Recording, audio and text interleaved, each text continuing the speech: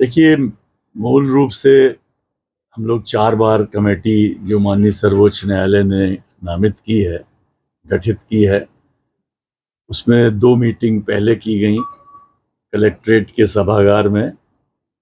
और उन मीटिंग्स में जो माननीय सर्वोच्च न्यायालय द्वारा अ, आदेश पारित किया गया था, उसके अनुरूप हमारे कमेटी द्वारा 4 गोस्वामी बंधुओं को, जो 2 राजभोग पक्ष से और 2 शयन भोग पक्ष से नामित किए जाने थे, उनकी उसकी प्रक्रिया प्रारंभ की।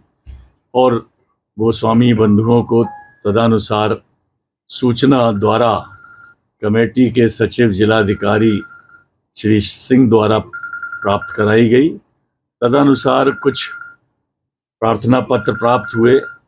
यद्यपि प्रार्थना पत्र जो संख्या बल है उसके हिसाब से बहुत कम आए, परंतु फिर भी जो प्रार्थना पत्र आए उन पर विचार करने के उपरांत उन सभी प्रार्थियों को, गोस्वामी बंधुओं को आमंत्रित किया अगली मीटिंग तीसरी जो हुई उसमें, और विस्तृत चर्चा उनसे की गई।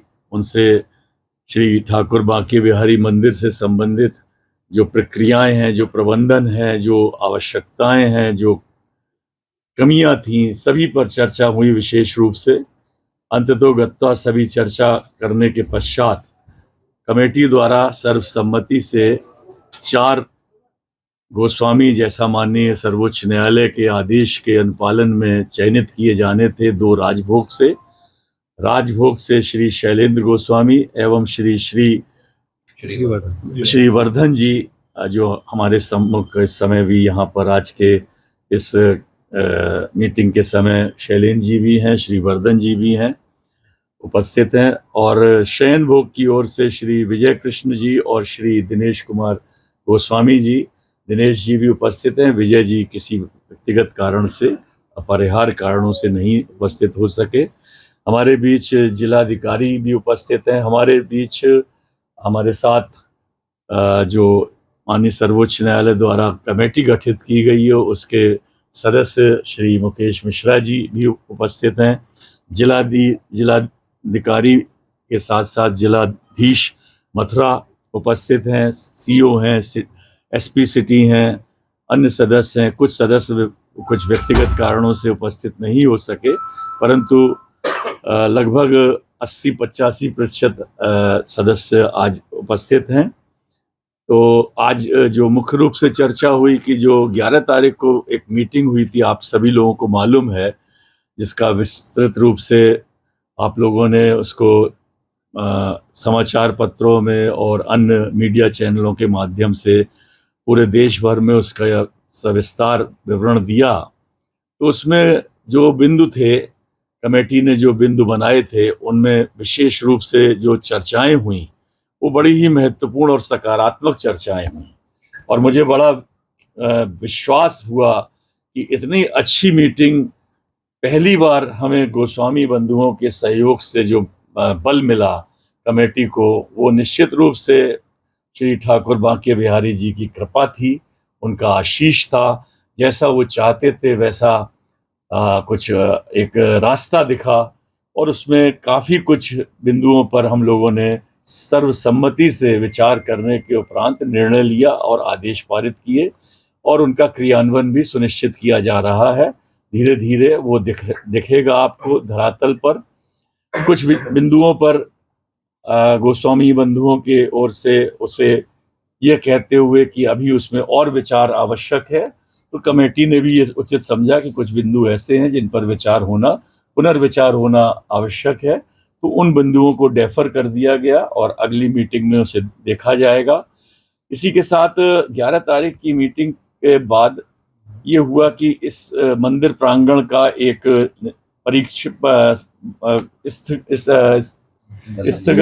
स्थलीय निरीक्षण किया जाए। तो मैं और हमारे श्री मिश्रा जी, हम लोग आए। पूर्व सूचना नहीं दी थी, परंतु आप जानते हैं सूचना तो आपको कैसे मिल जाती है, तो वो सूचना यहाँ तक पहुँच भी गई थी। हम लोग एक दूसरे मार्ग से आए, परंतु आना ये रहा कि भाई सब लोगों को पता चली जाता है। खैर, हम जिस उद्देश्य से आए वो उद्देश्य की पूर्ति हुई, और काफ़ी कुछ कमियां जो हम लोगों को दिख रही थी उस समय स्थलीय निरीक्षण में, वो हम लोगों ने पॉइंट आउट करी। जो हमारे साथ एसडीएम थे, जो हमारे साथ पुलिस के वरिष्ठ अधिकारी गण थे, गोस्वामी गण भी उस समय उपस्थित थे, दिनेश जी भी व्यक्तिगत रूप से उपस्थित थे। तो सब चीज़ें देखते हुए सकारात्मक दृश्यों को हम लोग अपनी ओर आकर्षित करते हुए आगे बढ़े, और ये तय हुआ कि आज इस श्री ठाकुर बांके बिहारी जी के प्रांगण में ही एक बैठक की जाए कमेटी की। तो उसी उद्देश्य से आज हम लोग यहाँ उपस्थित हुए, और उस उपस्थिति के परिणाम स्वरूप 3 गोस्वामी बंधु भी उपस्थित हैं और सदस्य भी सब लोग हैं। तो मैं आज के जो व्यक्तिगत रूप से आज चर्चाएं हुई हैं उन पर थोड़ा सा प्रकाश डालूंगा कि आज जो चीज़ें तय करी गई हैं वो ये कि 2 गेट, अर्थात गेट नंबर 2 व 3 से जो प्रवेश के लिए मूल रूप से बने हैं, और उसी से प्रवेश आज भी होता है, लेकिन उन प्रवेश द्वारों में कुछ ऐसी अनियमितताएं थी कि जो दर्शनार्थी हैं, जो लोग आते हैं, जो भगवान को एकदम भगवान के में लीन हो जाते हैं यहाँ पर, ये एक अलग सा यहाँ का दृश्य होता है कि यहाँ और मंदिरों की तरह नहीं है। यहाँ भगवान को जैसे समर्पण की भावना से, आप तो यहाँ के निवासी हैं मुख्य रूप से, जैसे देखते हैं, तो मैंने जो अनुभव किया, तो यहाँ तो आंख बंद करके वो भगवान को विचलित करते अपने अंदर और एक उछाल सा मारते रहते हैं। तो वो दृश्य जरा एक ऐसा होता कि उनको व्यवस्था करना उनके लिए एक आवश्यक था। तो इसमें भी हम लोगों ने स्थलीय निरीक्षण किया।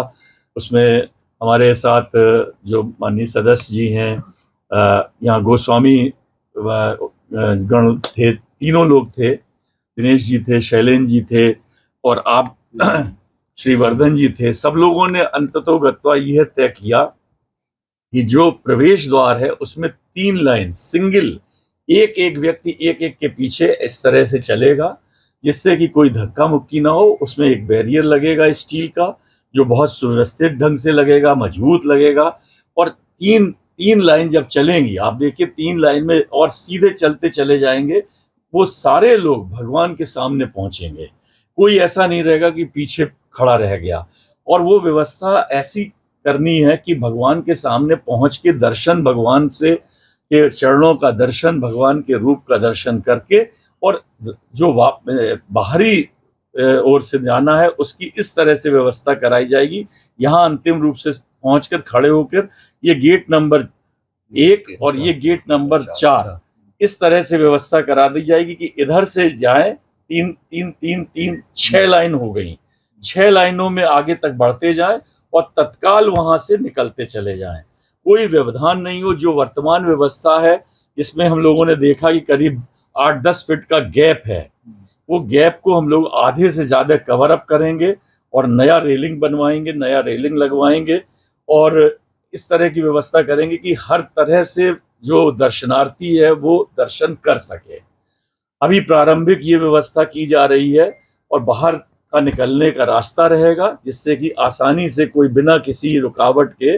और एक चीज मैं विशेष रूप से आप लोगों के माध्यम से दर्शनार्थियों के लिए कहना चाहूंगा कि वो भी अपने मानस पटल पर इस बात को जरूर विद्यमान रखें कि उनके पीछे भी बहुत से लोग खड़े हैं।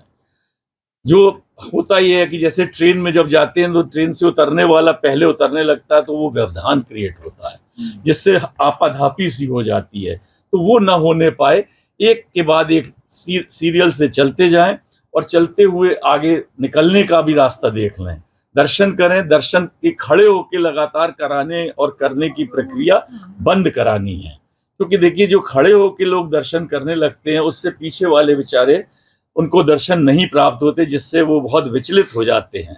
तो ये प्रक्रिया गोस्वामी बंधुओं के सहयोग से और सभी पुलिस प्रशासन और जो भी यहाँ पर अब नई एजेंसी की बात चल रही है, जो यहाँ की सुरक्षा और व्यवस्था के लिए हम लोग ने पिछली तिथि 11 तारीख को कि किसी ऐसी एजेंसी को या पूर्व सैनिकों की एजेंसी को रखे, जो सुदृढ़ता से एक अच्छे भाव से दर्शनार्थियों को अपना परिवारीजन मानते हुए उन्हें अच्छे से दर्शन कराकर उन्हें बाहर की ओर उनसे प्रार्थना करें कि वो निकलते जाएं। तो ये मुख्य रूप से आज एक चर्चा का विषय बना। एक चर्चा इस पे भी हुई कि जो दर्शन का ऊपर चढ़ के दर्शन की व्यवस्था है, उस व्यवस्था में आप लोग भी जानते हैं, हम लोगों ने भी हर बार हम लोग यहाँ 5-6 बार आ चुके हैं एक महीने में, तो हर बार देखा कि जो लोग ऊपर दर्शन करने चढ़ते हैं तो एक तरफ बना हुआ है लेडीज की तरफ, महिलाओं के लिए, एक तरफ है पुरुष वर्ग के लिए। लेकिन हमने देखा है कि पुरुष वर्ग में आधी महिलाएं घुस जाती हैं, जो बहुत गलत है। महिलाओं को महिलाओं वाले में ही जाना चाहिए, क्यों वो पुरुषों वाले में जाती हैं? और पुरुष वाले जो महिलाएं हैं उसमें भी पुरुष देखे जाते हैं। तो ये अव्यवस्था है, इसके लिए इंगित किया गया है। तो हमारे गोस्वामी बंधुओं ने इस पर विचार करने के उपरांत कहा कि भविष्य में वो इसका ध्यान रखेंगे। साथ ही जो यहाँ पुलिस प्रशासन है वो भी इसका ध्यान रखेगा कि उन्हें इस तरह की व्यवस्था नहीं करने देनी है किसी भी हालत में।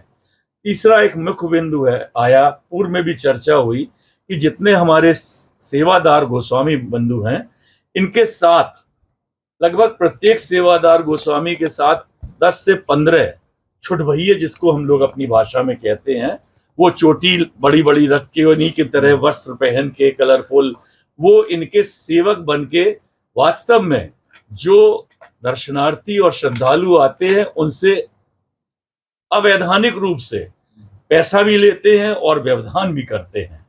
तो ये बिल्कुल पूरी तरह से इस पर पाबंदी लगेगी।